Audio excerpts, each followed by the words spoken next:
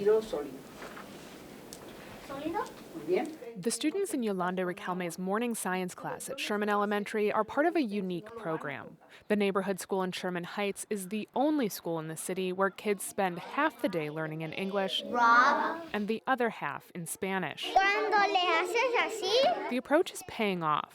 Test scores have soared in the last 2 years, and they're making those gains with groups of students who traditionally struggle academically.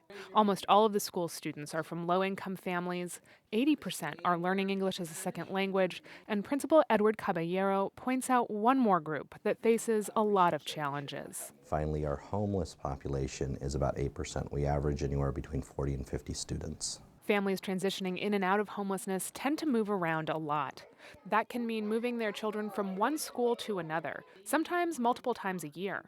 Good morning. Gina Gardner coordinates services for Sherman's homeless families and says she wants students to feel at home on day one. Our enrollment clerk will let me know if the family needs assistance with uniforms, and also if I'm here on site during that day, I'll ask the student to come on back and we'll outfit them with a loaner uniform so they can start their day looking like everyone else. Uniforms are just the beginning. Gardner also coordinates food packages kids take home for the weekends, works with shelters to get families off the street, and helps get students health insurance and glasses. When Clara Soto enrolled her children at the school in 2008, they were doubling up with other family members because Soto was sick and couldn't work. She says that getting that kind of help from Sherman's counselor got her family back on stable footing. She helped me a lot. She got me bus passes, she got me clothes for the kids. She helped me get things I needed. She helped me with counseling, with everything. 4 years later, her 3 youngest children are still at Sherman, and the family has a stable home of their own near the school. Soto wanted to stay in the area, in part because of the support she and her children got when they needed it most. Gardner says Soto's experience is common at Sherman. They seem to be a little wary at first, I think, of coming in, being new, coming from whatever situation that they had to come from, and then really end up enjoying the school site and staying with us, seeing their kids progress just like any other student and finding a welcoming place here. A lot of the services Gardner can connect families with come through the district's Office of Children and Youth in Transition. Heather Jan works with Sherman's staff to get families what they need.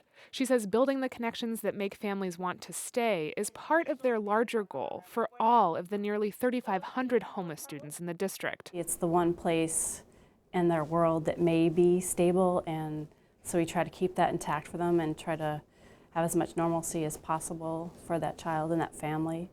But coming into a new school in the middle of the year is a challenge for students and teachers. Está perfecto. Yolanda Riquelme says she invites new students to join a group she tutors before school. And I think the fact that they are here with a group of kids 3 times a week in the classroom before school, and the parents do come and observe what's happening, I think that makes them feel totally integrated. Riquelme's students spend the Spanish half of their day with her and the English half next door with Tom Sides. Sides says part of what makes the school successful with students who start in the middle of the year and sometimes only stay a few months is teamwork.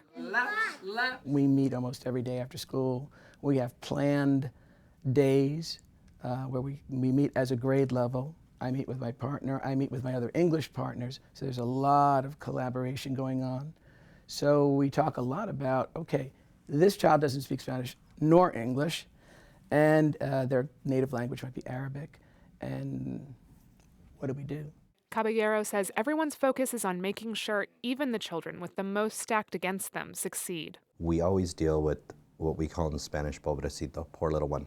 And we can describe all the things that should be holding the student back, but it's really our job that when they come at 9 o'clock in the morning that we teach them to read, write, mathematics, science, and social studies, because that's what we get paid for. And so all those outliers that present this is why the child should not succeed, we check those at the door. Gardner says a lot of homeless families do end up having to leave the area because their circumstances can change quickly.